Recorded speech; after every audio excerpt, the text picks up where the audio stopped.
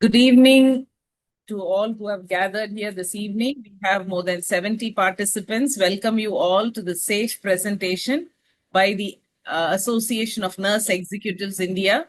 Every month we do the SAFE presentation, which is by the ANI cohorts. So SAFE is Safety, Awareness and Excellence, which is done for nurses. And let me share my screen. Kindly keep yourself muted and inform your other friends to also kindly join.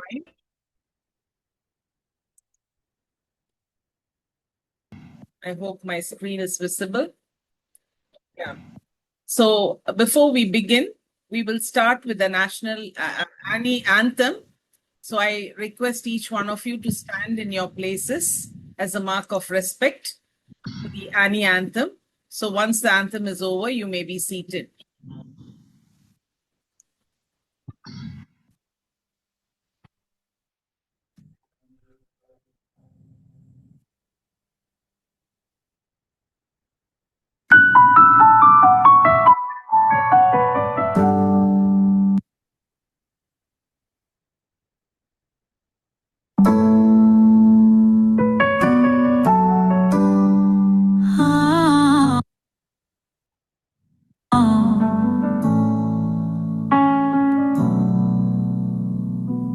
We are the voice, the hands that care, guardians of hope, always there.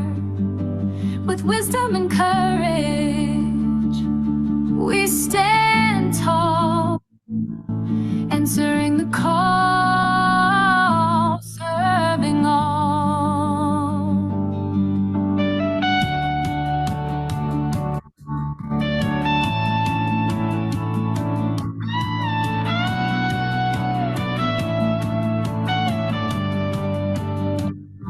In every moment, through joy and strife, we lead with purpose, we honor life, building the future with knowledge and grace, transforming healthcare in every space. Passion to action, our guiding light. For every life, we fight the fight, upholding safety with hearts so true. We are ANEI, proud in all we do.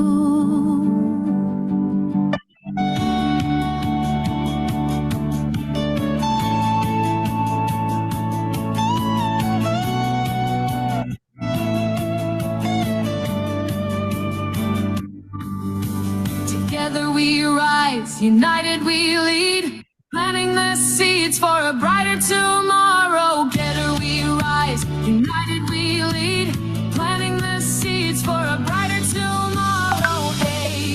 ANEI, nurses make the difference to humanity, shaping the future with strength and unity.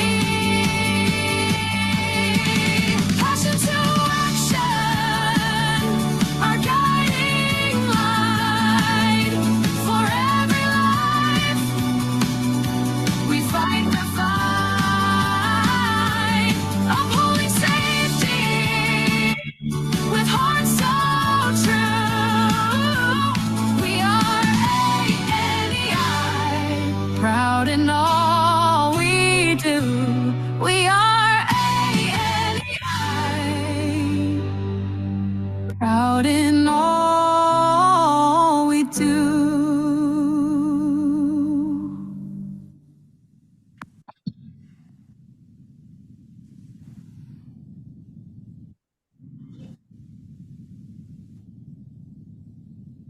Yeah, once again, welcome to this Annie Patients Fellowship Program, which is brought to you by Annie Patient Safety Fellows and the Patient Safety Movement Foundation, USA.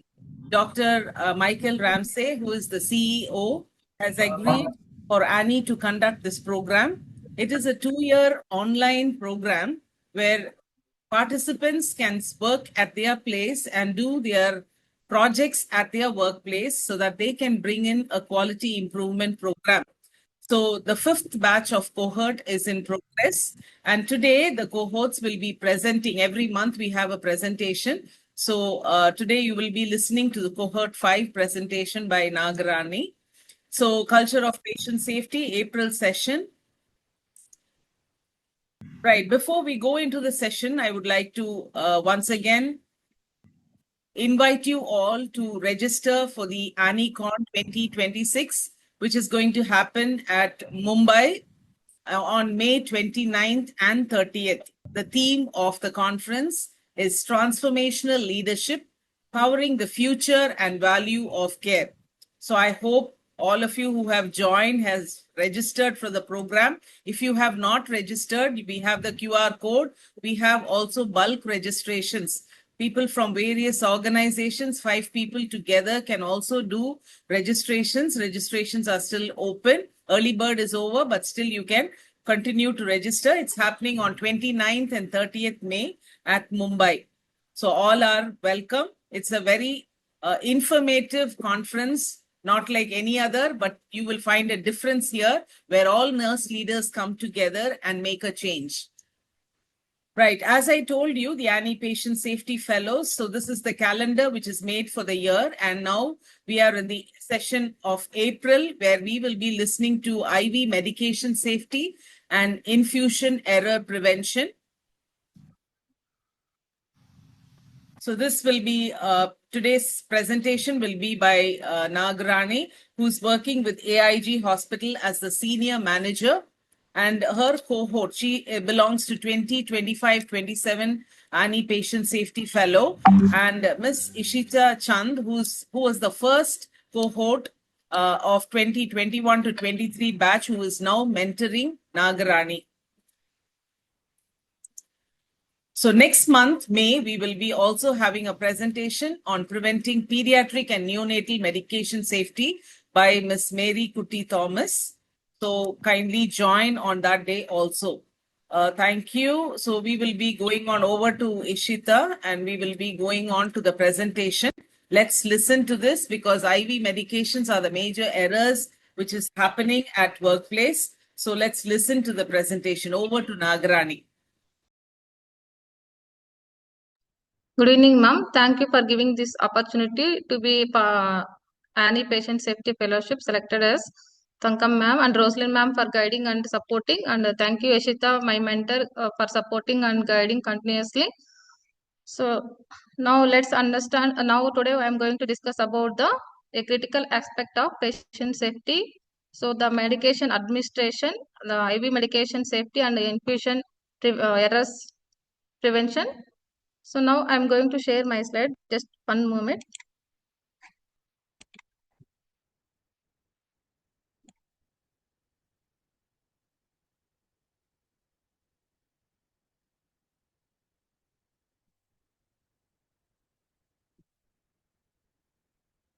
So the IV medications administration is one commonly used in the hospitals, and it is used medications administration. The IV medications are IV medications are provides rapid therapeutic as medications enters into the blood stream. So ensuring of IV medication safety, it provides adherence. It provides involved adherence to the safe rights of medication administration, proper drug preparation, correct infusion techniques, and continuous patient monitoring. It also requires strong communication among healthcare professionals, adhere to protocols and such as safety tools, infusion pumps, and labeling systems. So today's learning objectives are, these all are the learning objectives. So recognizing contributing factors to IV medication errors, including harm, human, environmental, and system-based. So next, let's see the incidence of medication administration errors. So according to WHO, among 30 patients, one patient will affect the medication administration errors. More than 50% of medication errors are IV related. So intravenous medications are high risk medications. So globally 5 to 68% prevalence are noted. So in 7,000 deaths in a year affected with the medication administration errors in the US. So next, let's discuss about the why errors will happen. The IV medications are widely used in the hospitals. More than 90% of admitted patients receives IV medications. It is also one of the high risk routes due to immediate drug bioavailability, narrow therapeutic index, and limited reversible once administered. IV medications account for more than 50% of serious adverse drug events. The medications, a small mistake in dilution or rate, dose, it can lead to immediate toxicity, cardiac complications, and ICU transfers, even death. So now we will discuss about which are the medication errors are happen, though the different types of medication errors. Let's understand where the medications the journey. The medication administration is not only the nurse's responsibility, it is a system responsibility. The medication errors are coming to the prescribing errors, indenting errors, dispensing errors, storage errors, preparation errors, administration errors, and monitoring errors. So let's discuss about the prescribing errors: wrong drug dose or infusion rate, incorrect dilution or compatibility, use of unapproved abbreviations. So when the doctor's prescribing potassium without dilution, instructions can be a life-threatening. So coming to the indenting errors, indent of the medication indent errors are identification of errors and wrong strength, lack of pharmacist verification, properly designed ordering forms, wrong patient, drug selection like lookalike drugs. The example, dopamine versus dopamine confusion, always read the drug name 3 times before proceeding. Coming to the dispensing errors, wrong drug, wrong dose or strength, labeling errors, wrong dilutions, wrong patients, expired medications. Example is instead of 0.9% normal saline, the pharmacist may dispense 3% of the normal saline. It leads to patient medication error. So coming to the storage errors, the storage errors are wrong temperature, expired drugs present, loss of drugs stored together, improper labeling of opened vial, high alert drugs not secured, overcrowded storage.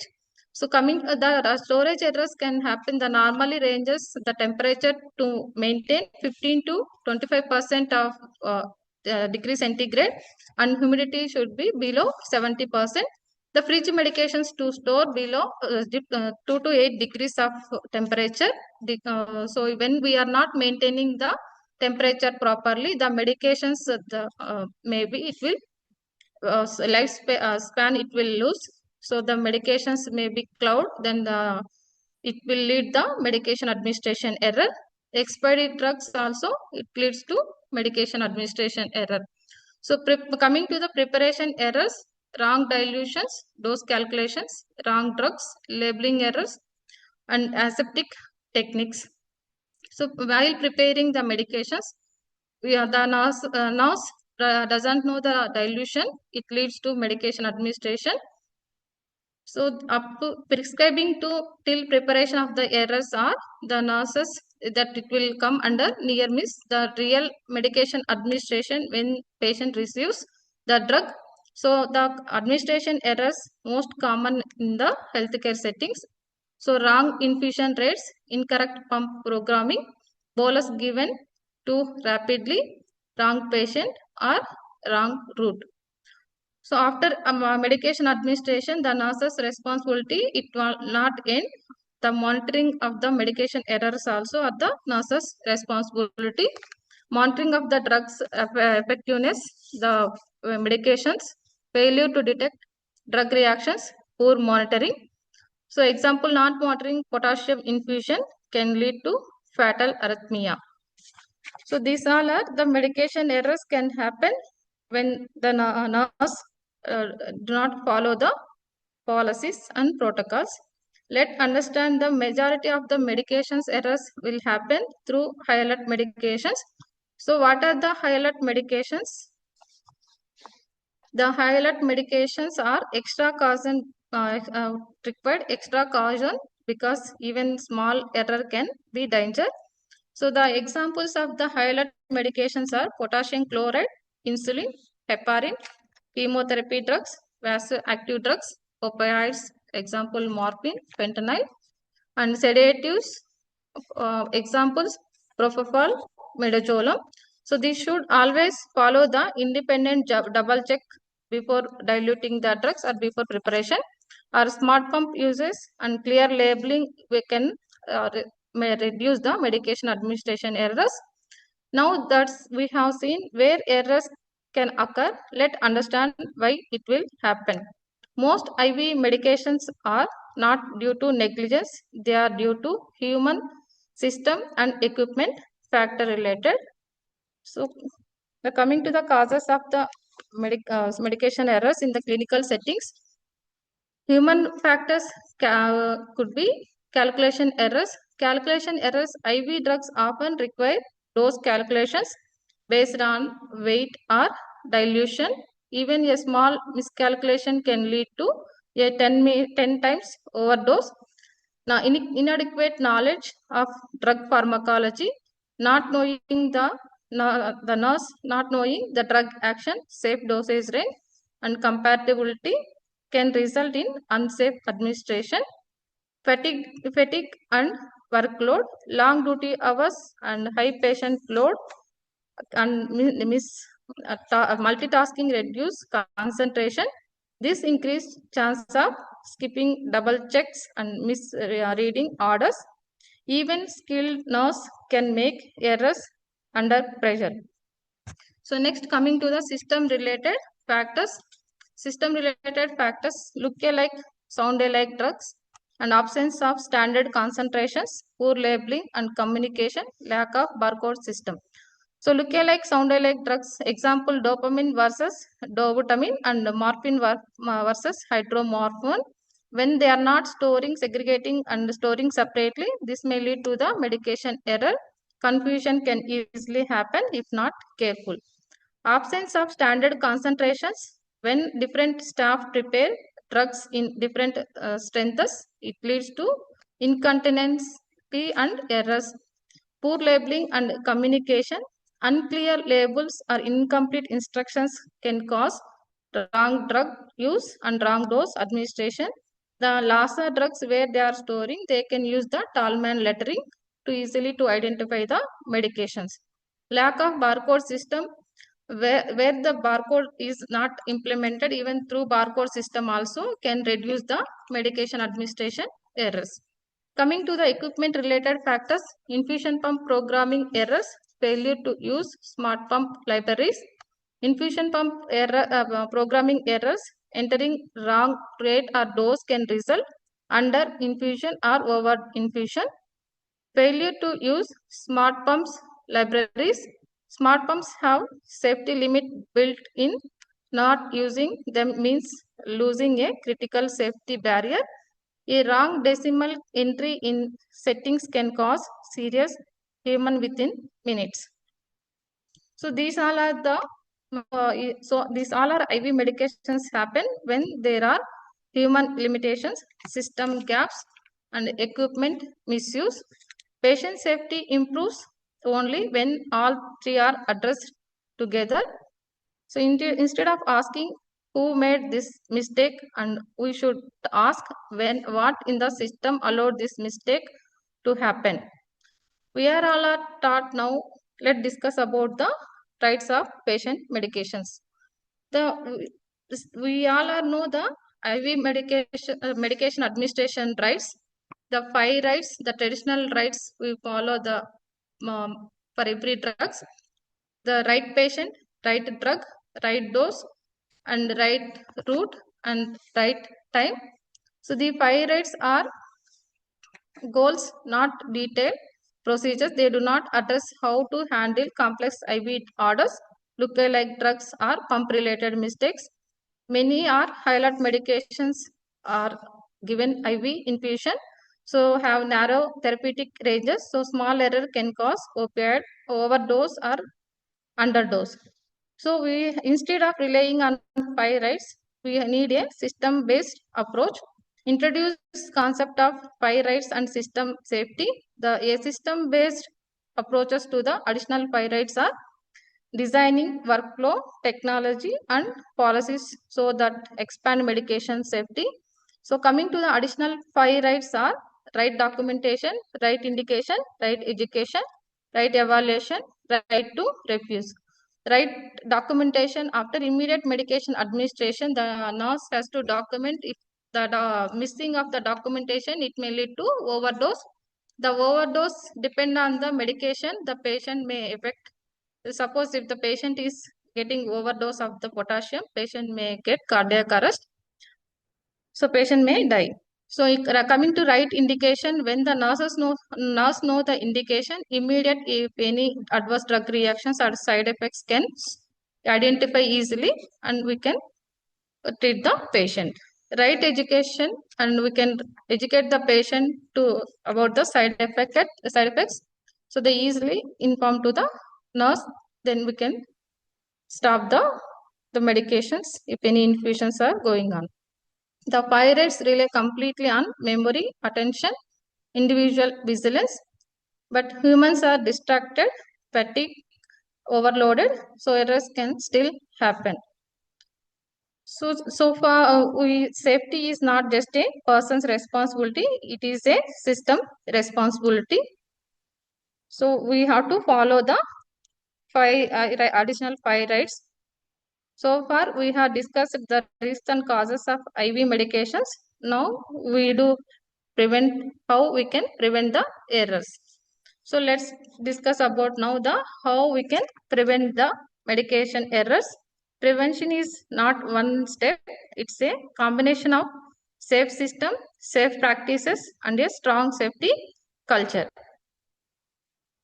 So infusion error prevention strategies are standardization of IV concentration and protocols, use of smart pump infusion pumps and drug libraries, and independent double checks for high risk infusions. Standardization of IV concentrations, the one of the most effective ways to reduce errors in standardization. Use fixed drug concentration across all units. Follow approved dilution guidelines. Implement standard infusion protocols. Example, KCL prepared competent nurse only. So it will reduce the medication errors. So when everyone prepare drugs the same way, confusion reduces, calculation errors reduce, safety improves. Standardization removes guesswork from critical care. Use of smart infusion pumps and drug libraries. The technology can act as a safety barrier. Smart pumps have built-in dose limits, alert staff when infusion rates exceed safe ranges. Drug libraries ensure correct programming. Smart pumps are only effective if drug libraries are updated, staff actually use them properly. A smart pump is only as safe as the person using it. Independent double check and for high risk infusions. For all high risk medications, never rely on a single check.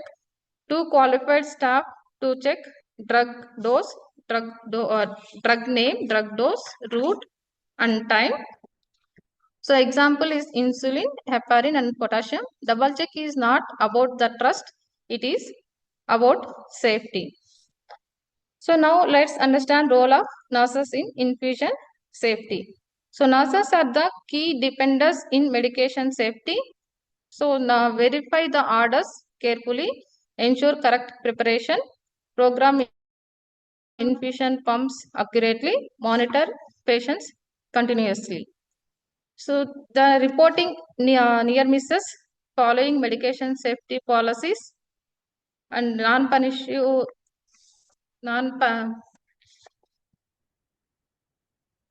culture of safety, creating a culture of safety, non-punitive reporting. So reporting near misses are golden opportunities for learning. Example, catching the wrong dose before administration. Reporting helps identify system gaps. Near misses reporting is not about blame, it is prevention. So following the medication safety policies, policies are not just documentation, they are safety tools. Follow the hospital medication protocols, adhere IV administration guidelines, use checklist where available. Shortcuts in safety can lead to long-term consequences. Culture of safety, coming to the creating a culture of safety, this is the foundation of all preventive strategies. Encouraging open communication, avoid blaming individuals, focus on system improvement. We can avoid the medication errors through following these all. So now let's discuss the case studies. So this is the case scenario. A patient in ICU receiving dopamine infusion develops severe hypertension.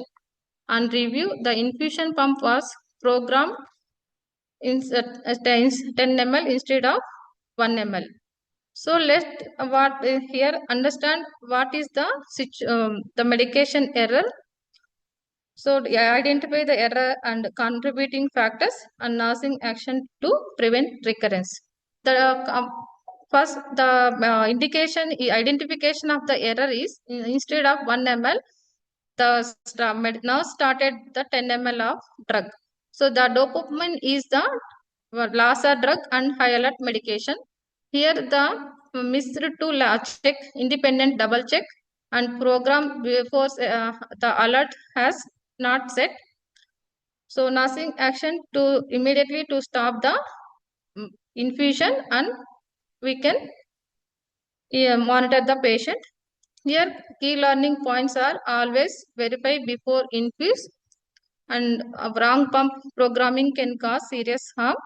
Double check in non-negotiable for all highlight IV medications. Use smart pump safety features, never override alert without validation. Follow standard protocols for drug dilution and infusion rates.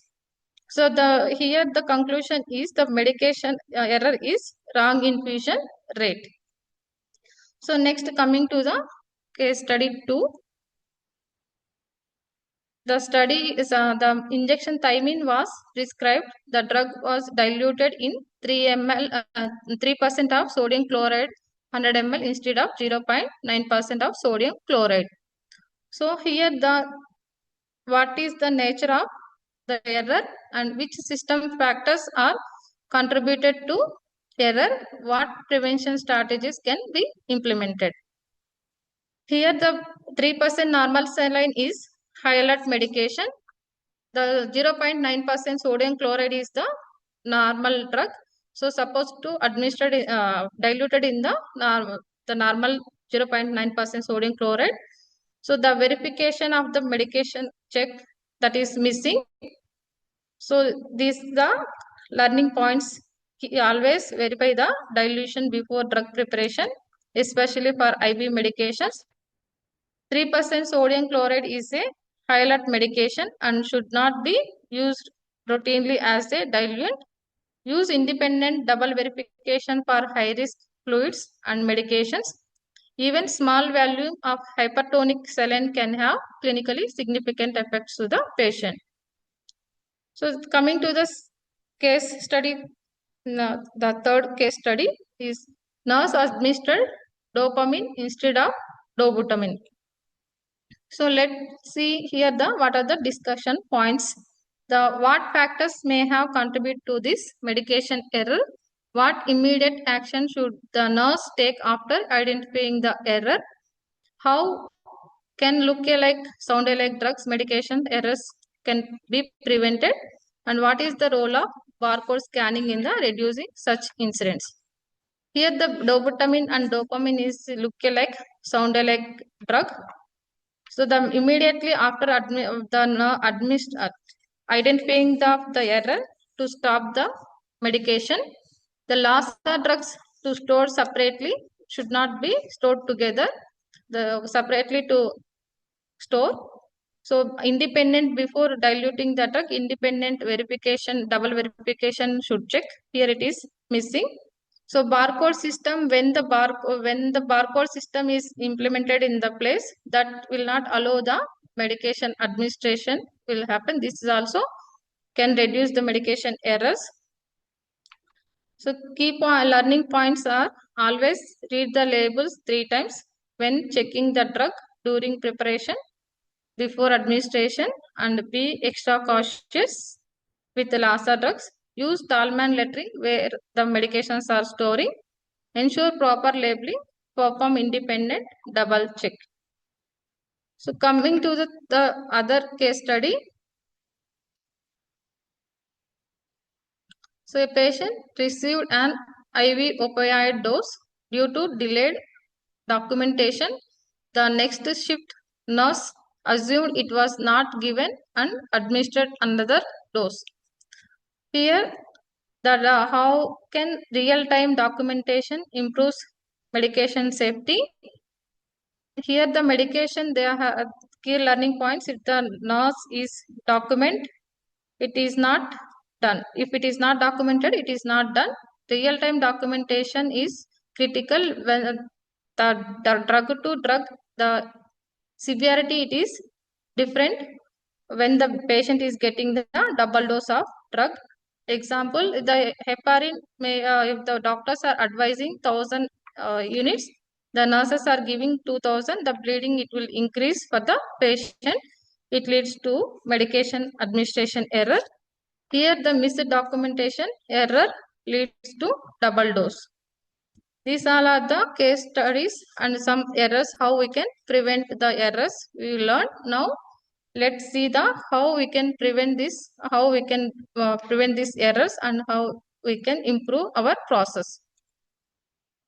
So here before the safe IV medication practices for nurses, always begin by careful reviewing the medication order, confirm the patient's identity, medication name, dose, route, frequency and indication.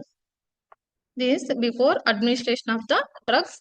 And coming to the during administration, follow the 5 rights of the medication expanded for IV use and use of IV infusions and rate verifications, line tracing and labeling, line tracing and labeling.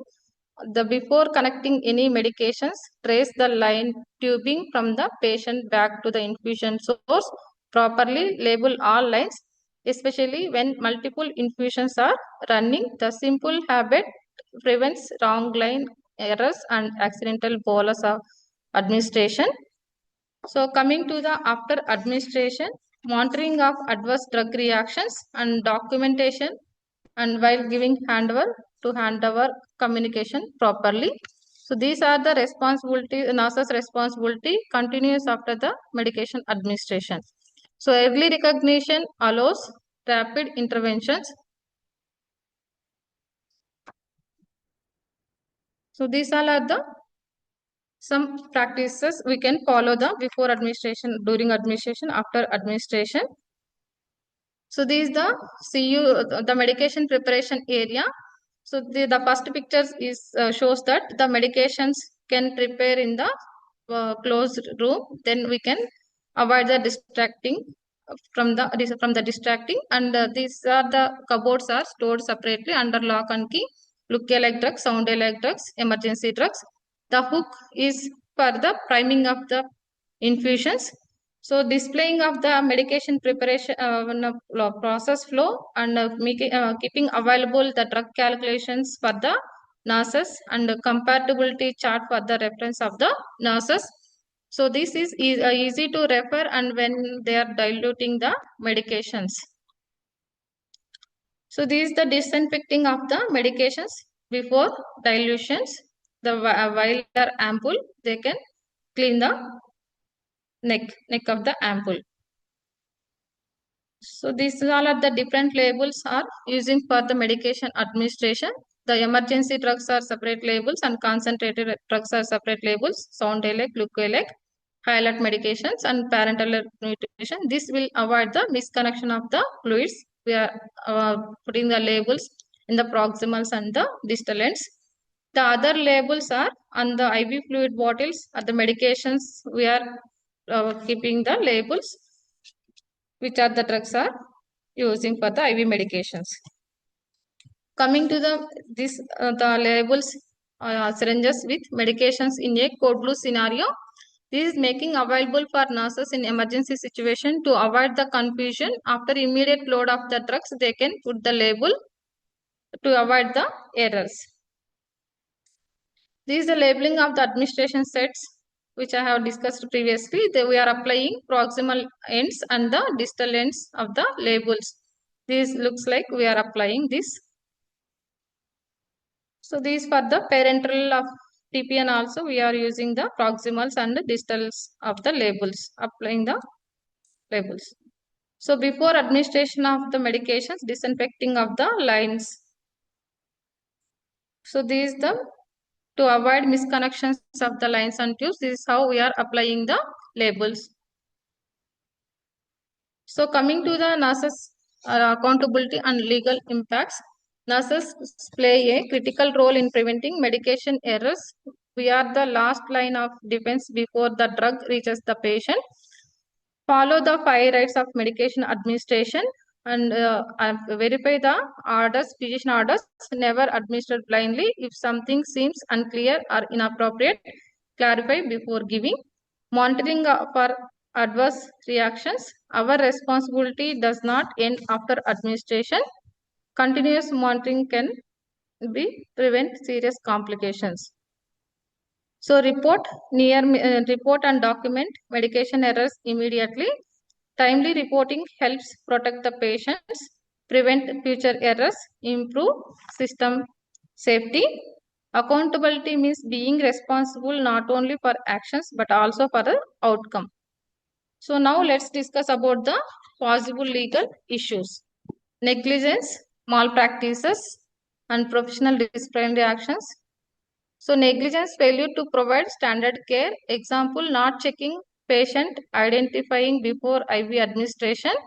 Malpractices claims when a patient is harmed due to improper medication administration, this can lead to legal cases, compensation claims. So professional disciplinary actions, when the negligence and malpractices are observed, the nursing councils can take action such as warning, suspension, and license cancel in serious cases. So most legal cases are not due to lack of knowledge, but due to failure to follow basic safety practices. So coming to the legal protection, the how nurses can safeguard ourselves. This is the most empowering part, how we can protect ourselves while protecting patients. So follow institutional policies, maintain accurate documentation, report near miss incidents. Near misses is not punishment, it is prevention. Practice in medication safety trainings.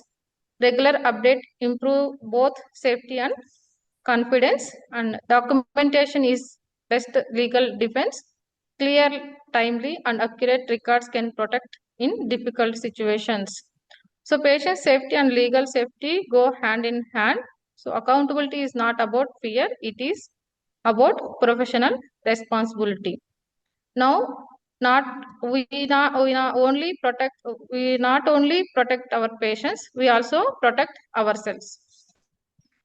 So this through we can protect and the nurses, and we can follow the guidelines and policies. We can protect we can avoid the IV medication administration errors. Culture of safety, healthcare professionals can significantly reduce medication errors and improve patient outcomes. Patient safety is not an option, it is a responsibility. So key take home messages and conclusion. So double checking highlight medications, checking compatibility references, adherence to protocols, vigilance, and communication save lives, using infusion pumps, smart infusion pumps correctly, reporting near misses, and most IV medication errors are preventable. Nurses play a critical role in infusion therapy, following hospital medication safety policies.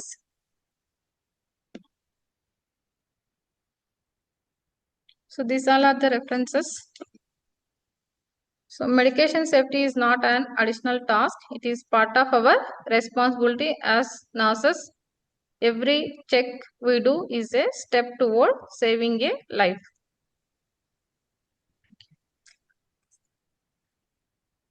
Ma'am, thank you, ma'am. Thank you, Nagarani. Ma'am, one medication administration video is there. Can I share, ma'am? Yeah, please, please. 1 minute, ma'am. Audience, by the time she shares, if you 1 have minute, any, ma'am. kindly share in the chat box. We can have discussion for another 15 more minutes. We can actively involve in discussions for learning. Kindly share your questions as she plays the video. Yeah, over to Nagarani.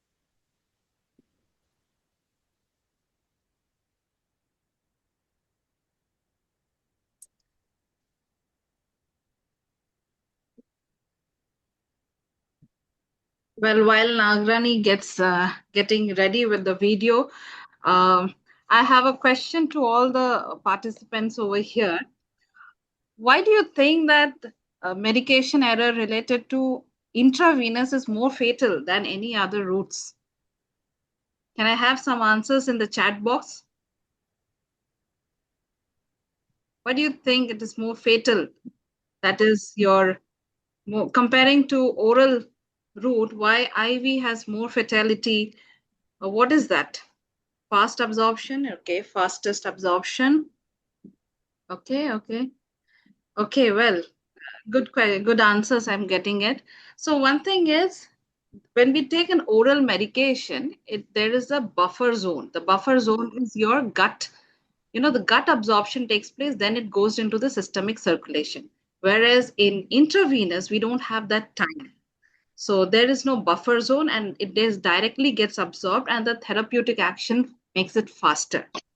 And coming to all the IV medications, as Nagrani has discussed about it, high alert medications are the more prone areas because they have a narrow therapeutic index, and because of which what happened, the reversal rate, it becomes fatal. Though we have anti-reversal agents always, reversal agents always with us, but it becomes very difficult at times to retrieve once it is given. The dose, even the milligram, a minute change in milligram doses also makes it very fast absorption, as all of you have clearly mentioned. So the only reason that why I'm taking it time to discuss about this is IV medications, whenever we give it, we have to be more vigilant than any other routes of administration because we know the reasons that it is very fast absorption, and we need to, if done any error, we have to make it very fast to reverse it. At times we see that time becomes very crucial, and we couldn't save the patient if the wrong medication is administered and also been identified at a later stage. So that was from my side. Nagrani, if your video is ready, you can play it. Yeah, ready. 1 minute.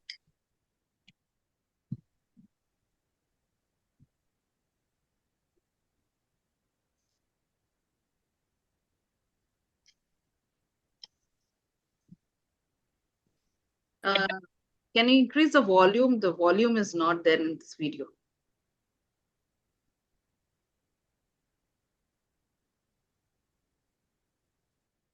When you share, Nagarani, when you share, Ma'am, you ma'am, have to share sound.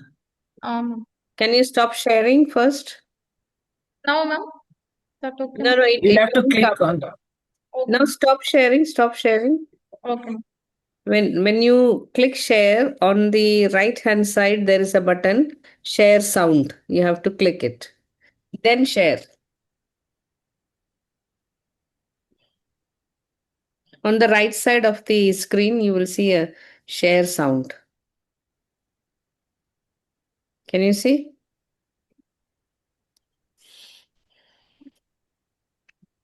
Yes, ma'am.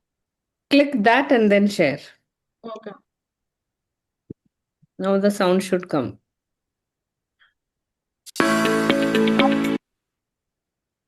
Yeah, it's audible. Play.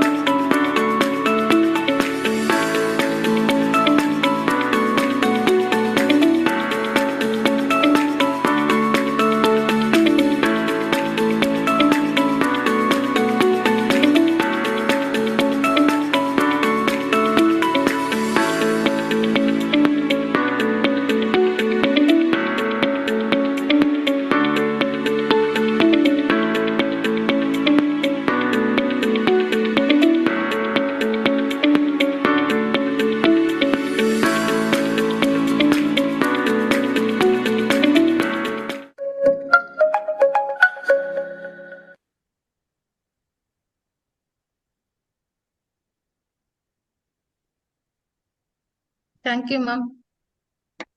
Thank you, Nagarani, for that video. The participants, do you have any questions? There are certain questions posted in the chat box. Can we call for some discussions? The common thing is when we walk through the ward and we find an alarm, there's a smart pump which is giving an alarm. What do you normally do? You're crossing through the patient, it's not your patient. So quickly we put off the alarm when we walk away. So it's not the right thing. So when you happen to have such an incidence, we always need to recheck, is it the right medication which is going for the patient?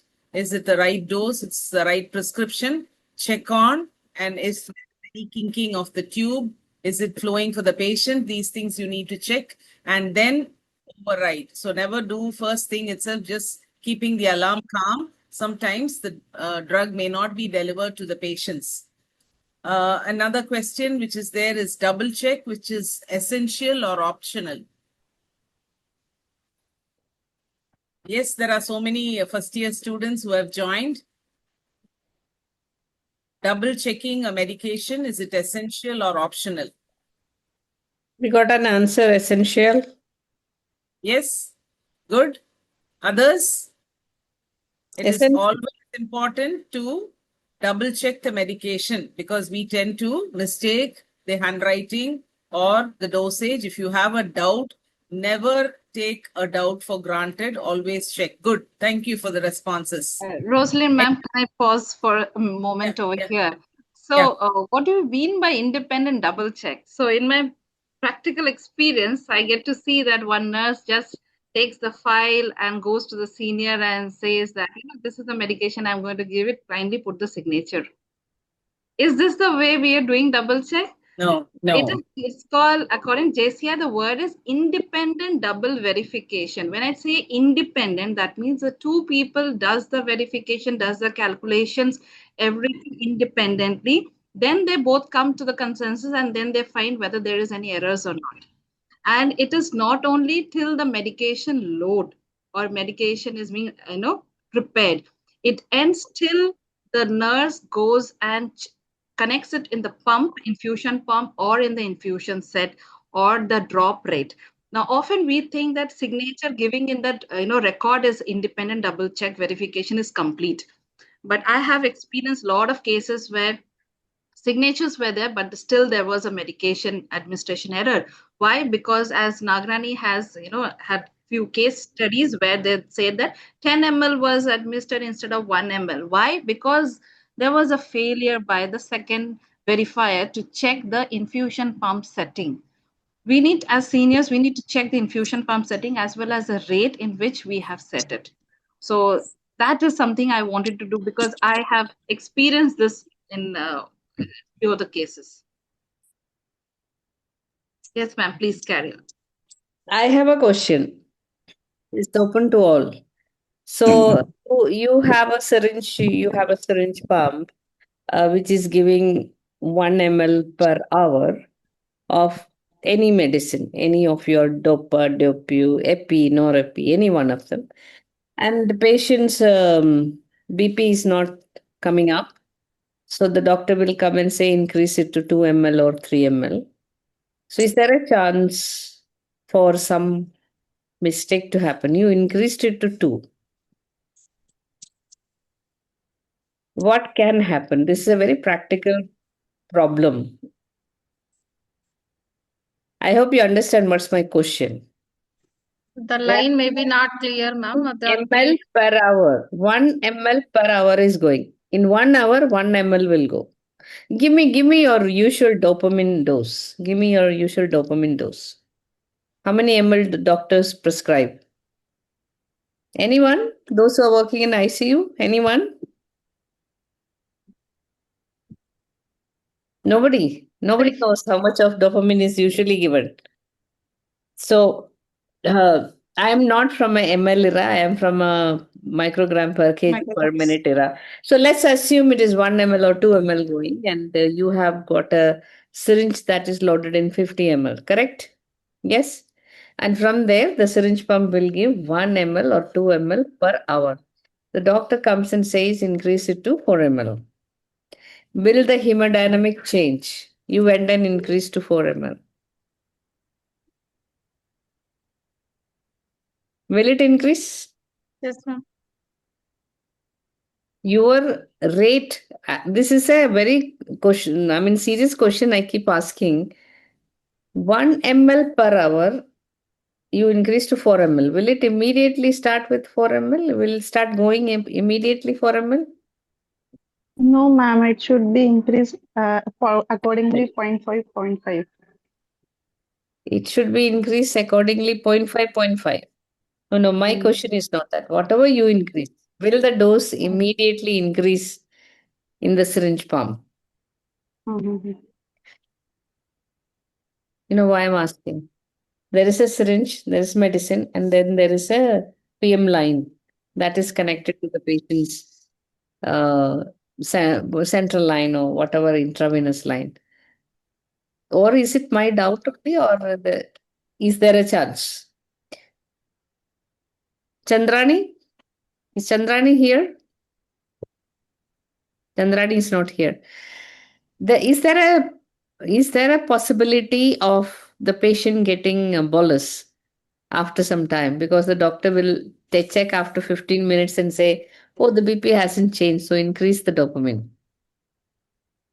Can it Ma'am, happen? bolus we use. Dopamine, they Bo- usually they don't give bolus, no, ma'am. No, no, no, no. I'm not talking about bolus at all. You're not understanding my question. Ma'am, good evening, Doctor will ma'am. do This is that. Chandrani.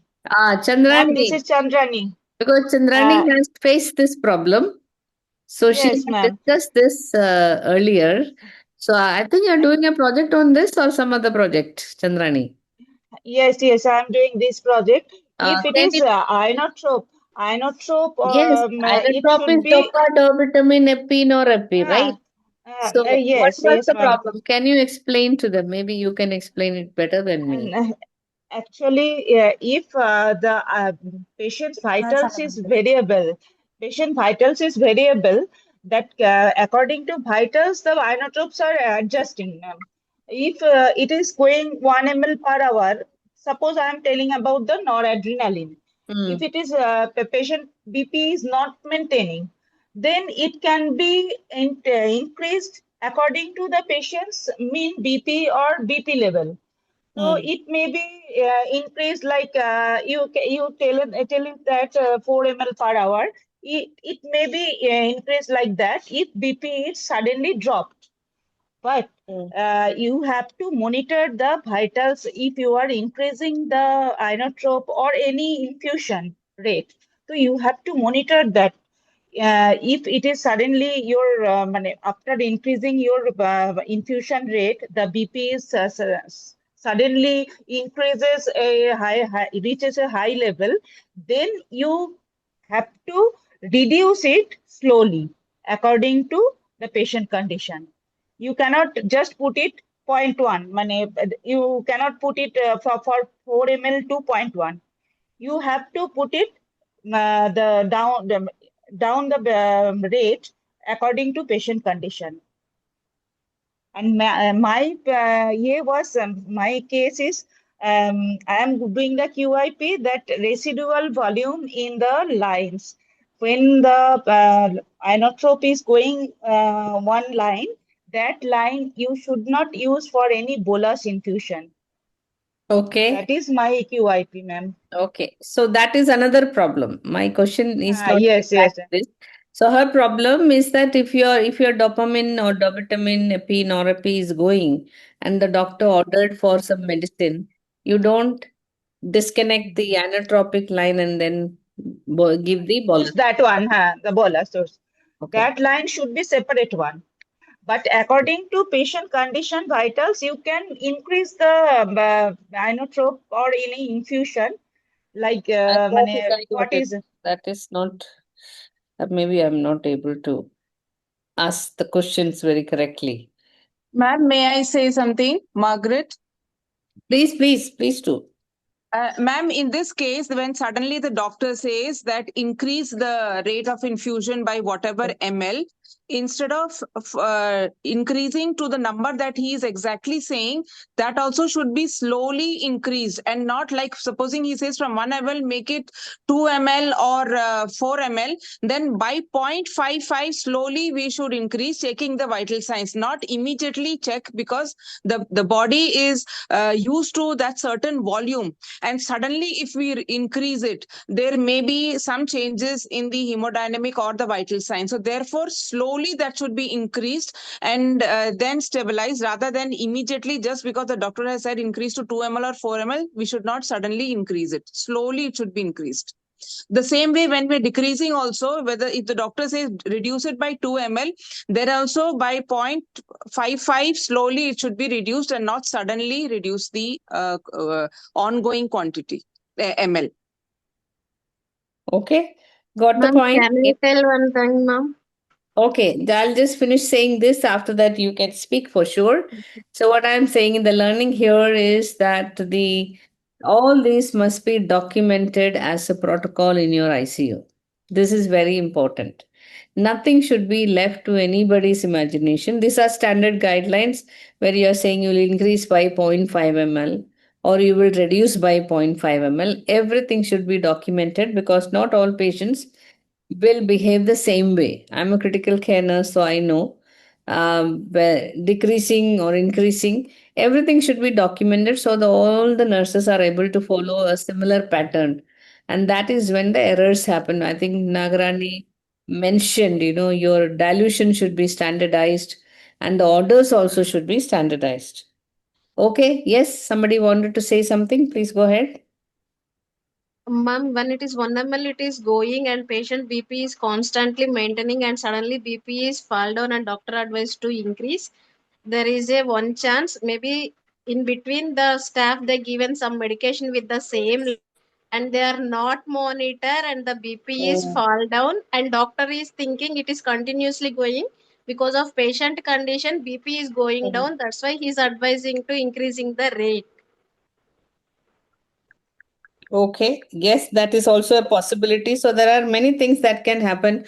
Bottom line is not to use any anatropic lines for any other purpose except for the anatropic infusion. Correct?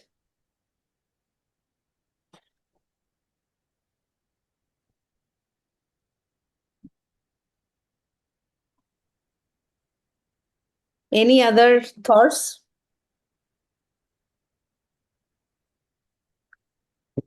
All are quiet. Can we just summarize? Yeah. Any more questions? There was one more discussion here. I asked that what is the most common mistake that happens. So at least two or three people answered it is the calculation error.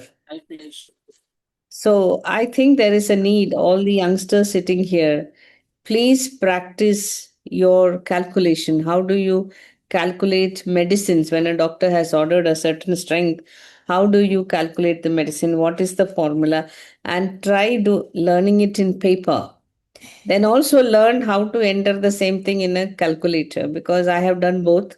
And I know that in calculator, if you don't follow a certain step, you will get a totally wrong answer. Anyone experience that? Because you don't know which one to put first and which sign to put. And then you will get a completely wrong answer. So I always used to do in paper just to be sure. But then nowadays you have smart pumps, right? Where you put the patient's weight and it will automatically tell you how many ml of what medicine to be given. So there is a need also to understand what technology is available in your hospital and learn that thoroughly. And you should know how to use each syringe pump also. Yes, anybody else has any line? I am typing here any line here, so I was telling also the line because I am still didn't get the answer. So I went to ChatGPT to understand. When using syringe pump, the order of a piece at 1 ml per hour, there is order to increase 2 ml per hour. Will the rate be delivered immediately, considering the 50 ml syringe and a line in front of it? Short answer no. The increased rate is not delivered instantly at the patient end.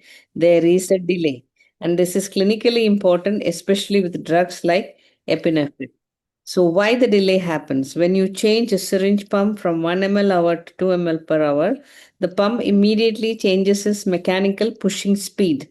But the new drug concentration rate has to travel through the infusion line first. I hope you understand. This is what I was trying to ask. The delay, dead space priming volume of the IV line. Often it is 1 to 3 ml depending on the tubing connectors extensions, flow rate, length and diameter of the tubing, any connections and three-way stopcocks.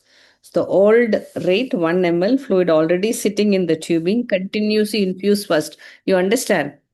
So there is 1 to 3 ml of dead space. That will go first, which is at 1 ml per hour. You understand what I'm saying? Only after that volume is cleared does the new 2 ml reach the patient. So that's why I was telling, we used to have this problem in our ICU. The patient's inotrope is changed, the BP is not changing. Then after some time, suddenly the BP goes up. So we used to wonder what's happening to the BP. Why did it shoot up? Then we understand the resident was watching the BP and telling, okay, increase 1 ml, increase 1 ml, without understanding this is actually physics. And then suddenly for the 2 ml order, already the resident has increased to 4 ml or 5 ml. By the time it hits the patient, the dose is too much for that particular patient. So I was trying to ask that is there a solution given by the syringe pump companies? Is there a answer to that? Because I have not worked in critical care now for very, very long time. So the patient may not experience the intended increase immediately because at least for an hour it will take for the 2 ml to reach.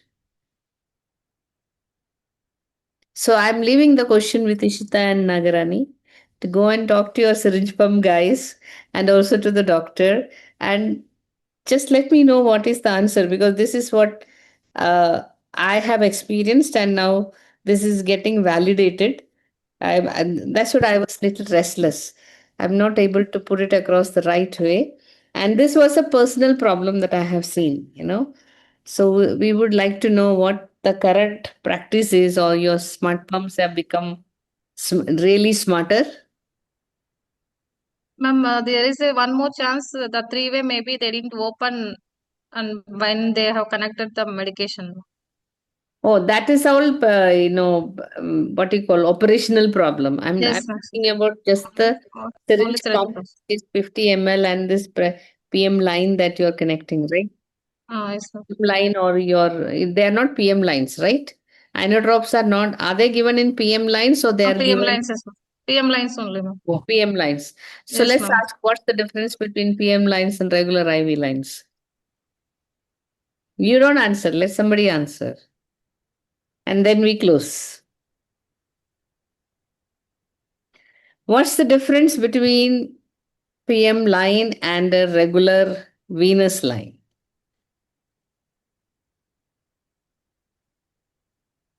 Hello, you're the guys using the lines. It's a good, interesting question. Huh? Should I answer? Should I not answer? Rate of flow. Okay. Why the rate of flow? When you go tomorrow to hospital, just hold these tubings in your hand. What's the difference? I know you Diameter don't. difference, ma'am. They can Not just the it is tolerate the more than pressure the the way the diameter. pump is filling. The more than the diameter, it is the Length. not the length, the texture. If you touch the venous Texture. line, it is compressible very easily, and Yes, PM ma'am. lines are stiff. So that means when the syringe pump is pushing with pressure, Pushing the right. the tube will not distend Yes, ma'am. and the flow will be constant. But when you use a pliable tube, then when the pressure is applied, the plastic can expand, right? And you don't Yes. have control of how much drug is being delivered. So that's why PM lines are used with syringe pumps. And you don't use PM lines for a regular, IV infusion. So it is good to know that. Okay. So I will wait for Nagarani and Ishita's answer. After trying to, remove my confusion, what's happening today. Okay. Okay, ma'am. So, ma'am, we'll get back to you. Okay, thank you so much. And anyone who is interested to know what is the answer they are getting, so please get in touch with Ishita and Nagarani. Find them. You will find them somewhere for sure. You can ask Swarnalata or any of your senior colleagues. You can ask, how do I get in touch with Ishita ma'am and Nagarani ma'am? So they will get you the answer in 2 days' time when I would like to know. Okay? Thank you, Okay, ma'am. everyone, and take Thank you, ma'am. care. Thank Thank you, ma'am. you. Thank you, ma'am. Thank you, ma'am. Thank you, Thank you, Nagarani. Thank you Nagarani. so Thank much. you. Thank you, Well ma'am. done. Thanks, Thank you, Ishita. Take Thank care. you, ma'am. Bye bye. Bye, ma'am. Thank you, ma'am.